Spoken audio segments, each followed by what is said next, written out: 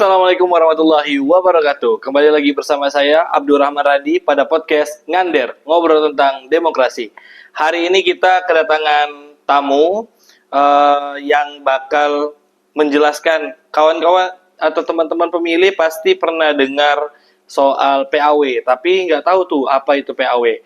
Nah, hari ini narasumber kita akan menjelaskan apa itu PAW. Nah, untuk narasumber kita hari ini yaitu Bapak Muhammad Abdullah MPD selaku Kepala Divisi dari Teknis Penyelenggaraan Pemilu. Benar ya, Pak ya? Benar. Oke, izin Pak, enaknya dipanggil Pak apa nih, Pak? Pak Abdullah, Pak Muhammad? Bebas sih. Pak Abdullah aja lah, Pak ya.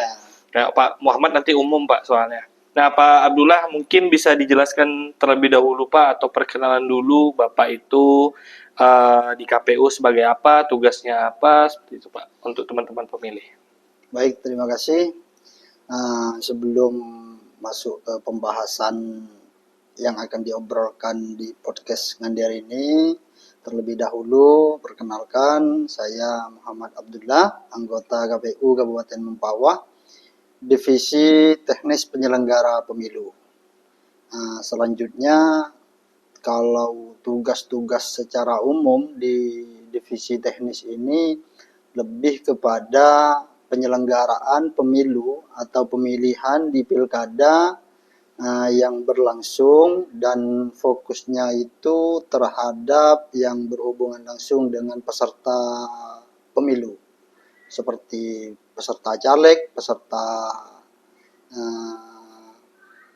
calon bupati atau gubernur kalau di pilkada. Oke. Berarti lumayan banyak juga ya Pak ya tugas dari Kepala Divisi Teknis Penyelenggaraan Pemilu.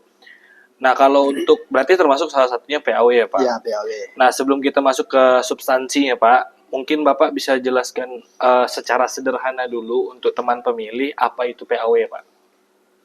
PAW itu secara secara sederhana untuk dipahami yaitu adalah penggantian seseorang yang mempunyai kedudukan di anggota DPRD kabupaten khususnya yang berhenti dengan 3 ketentuan. Yang pertama yaitu berhenti karena meninggal dunia, yang kedua diberhentikan, yang ketiga mengundurkan diri. Nah, status PAW-nya itu adalah seseorang yang juga calon atau mencalonkan diri di waktu pemilu bersama dengan seseorang yang menduduki di DPRD tersebut di partai yang sama dan di dapil yang sama. Oh, berarti PAW ini dikhususkan untuk anggota dari lembaga legislatif berarti Pak ya? Ya, PAW hanya berlaku di anggota legislatif. Nah, untuk tingkatan di kabupaten, DPRD kabupaten, DPRD provinsi, DPRD RI, dan juga DPD. Baik, berarti emang lembaga-lembaga legislatif. Nah, kalau gitu Pak, kenapa mekanisme PAW ini dirasa penting nih Pak untuk lembaga legislatif? Tentunya sangat penting ya, selama ketentuannya itu, kekosongan yang saya sebutkan tadi, keanggotaan DPRD yang kosong itu selama masih belum melebihi kurang dari 6 bulan sejak dia mengundurkan diri sampai akhir masa jabatan. Itu penting adanya PAW karena tentunya demi keberlangsungan fungsi dari legislatif itu tersendiri. Nah, makanya tadi itu perlu ditekankan bahwa pengganti dari anggota DPRD yang kosong itu adalah dari partai dan dapil yang sama, karena demi keberlanjutan perwakilan rakyat dari dapil yang sama tersebut dan suara rakyat yang memilih calon legislatif itu tersebut tetap tersampaikan dan mengisi kekosongan dari fungsi anggota DPRD di dapil tersebut. Baik Pak, saya kan sempat riset nih Pak ya. Jadi ada peraturan KPU terbaru nih Pak terkait PAW itu PKPU nomor 3 tahun 2025 kalau nggak salah, yang mungkin keluar di bulan kemarin ya Pak ya. Yeah. Nah itu secara umum apa sih Pak informasi yang bisa Bapak berikan kepada teman pemilih tujuan dari diterbitkan PKPU tersebut? PKPU 3 2025 tentang PAW itu tentunya bertujuan yang pertama untuk menekankan kepastian hukum terkait prosedur yang jelas terhadap mekanisme PAW yang apabila ada di salah satu daerah, khususnya di Mempawah ya. Itu yang pertama. Yang kedua tentunya sudah diatur di dalam PKPU 3 itu sudah diatur mekanisme-mekanismenya untuk penentuan sampai PAW tersebut sampai resmi dilantik sebagai anggota DPRD pengganti kekosongan tersebut. Terus yang paling penting itu sebenarnya menghindari penyalahgunaan atau semacam menentukan secara sepihak siapa sih yang berhak untuk menjadi PAW dari kekosongan kursi DPRD tersebut. Nah, makanya pentingnya adanya PKPU 3 ini untuk menghindari hal-hal yang disebutkan saya tadi. Oke, baik Pak. Berarti tadi Bapak nyampaikan di PKPU ini ada mekanisme-mekanisme dari awal hingga dilantiknya Pak. Mungkin Bapak bisa bantu menyampaikan bagaimana alur dari PAW itu berdasarkan PKPU 3 ini Pak, yang alur dari awal sampai akhir yang tadi secara sederhana aja Pak. Yang pertama tentunya nah, ketika ada kekosongan kursi DPRD dengan 3 ketentuan tadi, meninggal dunia, mengundurkan diri atau diberhentikan. Nah, setelah itu KPU itu menerima surat pengajuan PAW dari pimpinan DPRD.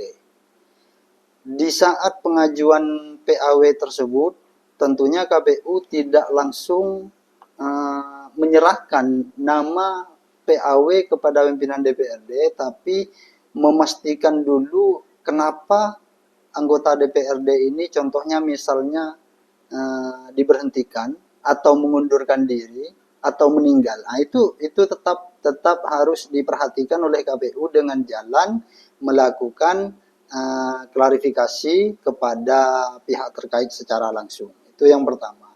Yang kedua, selanjutnya KPU melakukan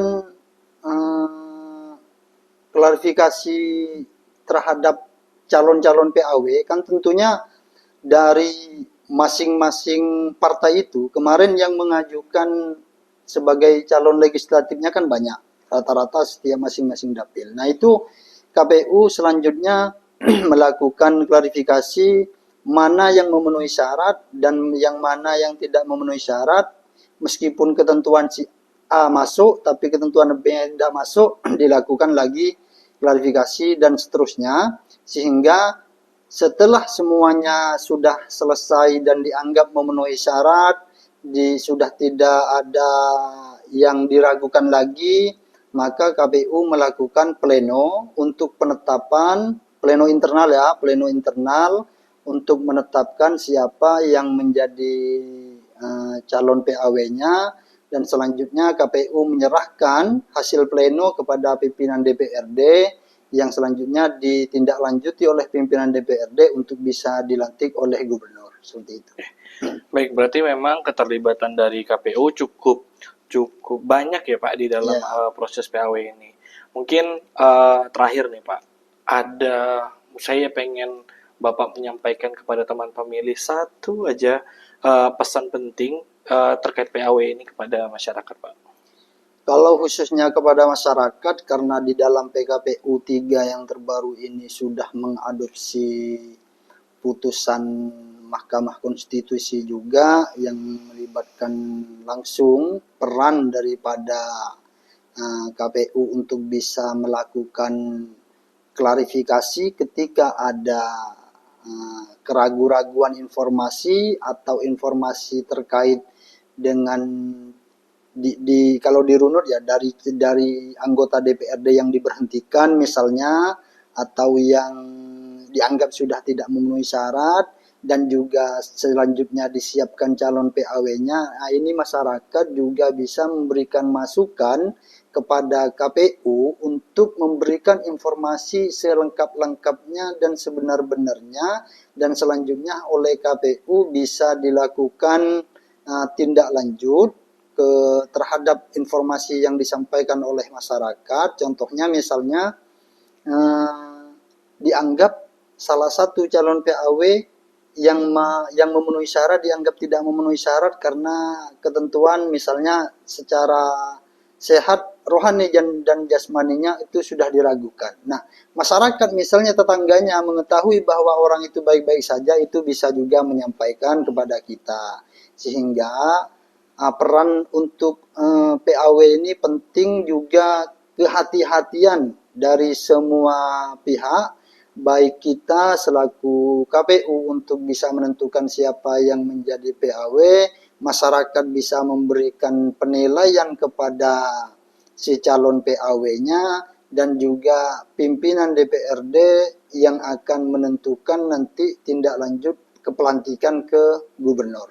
Baik, berarti dari yang Bapak sampaikan, saya bisa menyimpulkan bahwa peran serta masyarakat juga dianggap penting nih Pak ya. Jadi ada perannya KPU, ada perannya masyarakat, ada perannya juga pemerintah daerah tadi melalui sekretariat DPRD, kemudian peran serta partai juga keterlibatannya tadi, sehingga proses PAW ini bisa berjalan agar terpenuhinya mandat masyarakat terhadap anggota DPR atau anggota legislatif.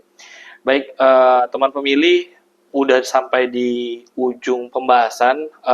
Alhamdulillah apa yang disampaikan tadi oleh narasumber kita memberikan kita gambaran umum tentang khususnya PKPU nomor 3 tahun 2025 tentang PAW itu sendiri. Nah, untuk teman pemilih jangan lupa untuk terus nonton podcast Ngander, karena selain Pak Abdullah, mungkin nanti kita ke depan akan ketemu banyak narasumber lain yang informatif, yang akan memberikan informasi-informasi terkait kepemiluan. Terima kasih Pak Abdullah, sehat terus Pak, sampai ketemu lagi di lain waktu. Terima kasih teman pemilih, sampai ketemu lagi. Wassalamualaikum warahmatullahi wabarakatuh. Silakan.